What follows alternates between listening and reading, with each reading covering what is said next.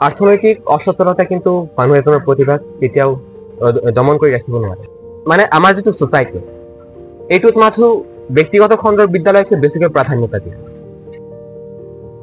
Meritorious student আছে, তেওঁলোকক মাথো ব্যক্তিগত খণ্ডৰ বিদ্যালয়ত পোৱা যায় বুলি সকলোৱে ভাবে, কিন্তু আচলতে এইটো কথা নহয়। তেওঁ যদি চৰকাৰী স্কুলতো পঢ়ে তাতো ভাল থাকিব পাৰে, কিন্তু এইটো মই ভাবোঁ যে আমাৰ সমাজৰ এটা নেগেটিভ মাইণ্ডছেট।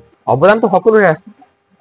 এই কুৱেশ্যনটো মোক যোৱাকালি সুধিছিল এজনে, তো মই তেখেতক উত্তৰটো এনেকৈ দিলোঁ যে আমি মানে আমাৰ যিটো ছ'চাইটি, এইটোত মাথো ব্যক্তিগত খণ্ডৰ বিদ্যালয়কে বেছিকৈ প্ৰাধান্যতা দিয়ে।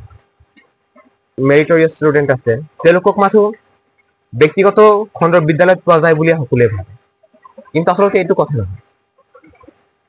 ষ্টুডেণ্ট এটা তেওঁ যদি চৰকাৰী স্কুলতো পঢ়ে তাতো ভাল থাকিব পাৰে, কিন্তু এইটো মই ভাবোঁ যে আমাৰ সমাজৰ এটা নেগেটিভ মাইণ্ডছেট। কিয়নো মাথো ব্যক্তিগত খণ্ডৰ বিদ্যালয়কে ইমান প্ৰাধান্যতা দিয়া হয় যে তাত চৰকাৰী স্কুলৰ কোনো প্ৰাধান্যতাই নাথাকে, কোনো নামেই নাথাকে। যদিও চৰকাৰী খণ্ডৰ বিদ্যালয়বোৰ উন্নয়নৰ কাৰণে বহুতো অৰ্থ খৰচ কৰি আছে, কিন্তু মই এইটো সবিশেষ নাভাবোঁ যে মাথো প্ৰাইভেট স্কুলৰ ষ্টুডেণ্টে ভাল ৰিজাল্ট কৰিব লাগে। জেনেৰেলি তেওঁলোকে ভাল ৰিজাল্ট কৰে।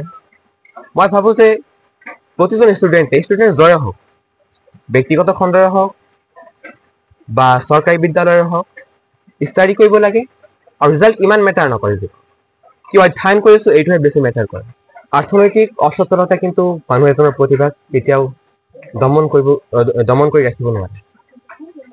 চাওক, I am not from a rich family, তো আমি এইটোত কেতিয়াও ফ'কাছ কৰিব নালাগে যে মোৰ কি আছে কি নাই।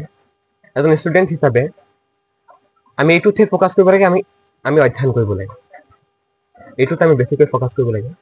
আৰু কিছুমান আছে যে অৰ্থনৈতিক, মই একেবাৰে নকওঁ যে অৰ্থনৈতিক অসচ্ছলতাই মানুহ এজনক মানে তেওঁৰ প্ৰতিভাক দমন কৰি ৰাখিব নোৱাৰে। কিছুমান ক্ষেত্ৰত পাৰে, কিন্তু প্ৰতিটো ক্ষেত্ৰত নহয়। অধ্যয়নৰ ক্ষেত্ৰত কিন্তু এইটোৱে মানে ইমান এটা প্ৰভাৱ নেপেলায়। ইয়াৰ লগত আৰু এটা কথা যে আমাৰ টাৰ্গেট ঠিক ৰাখিলেহে আমাৰ অৰ্থনৈতিক যিটো অসচলতা সেইটোৱে কোনো হেঙাৰ সৃষ্টি কৰিব নোৱাৰে। সন্তান উমত আৰু এজন ল'ৰাই যেনেকে হাই ছেকেণ্ডাৰী ৰিজাল্টৰ ফলাফল ঘোষণা শুনালে ৰাইজক আৰু আমাকে শুনাই যিখিনি আনন্দিত কৰিলে, মই অনেক সুখী। কিন্তু মই এটা কথা হৈছে, মই কেতিয়াও মোৰ ল'ৰাক অশান্তি, সুখ শান্তি, এইবিলাক দুখ, এইবিলাক একোৱেই মোৰ বিষয়ে মই যি কৰি আছোঁ এইবিলাক মই বুজিব দিয়া নাই। মই গুৱাহাটীত হাজিৰা কৰি খাওঁ আৰু গাঁৱত আহিলে দুই এটা হাজিৰাও দিওঁ মানুহৰ ঘৰত। তেনেকৈ আৰু ল'ৰাটোক আমি আৰু মোৰ এই উমৰ ফাৰুকৰ মাকে কেতিয়াও এই ল'ৰাক বুজিব দিয়া নাই যে দুখ কেনেকুৱা এটা বস্তু, এইখিনি মই বুজিব দিয়া নাই। আমি দুটাই মিলিয়ে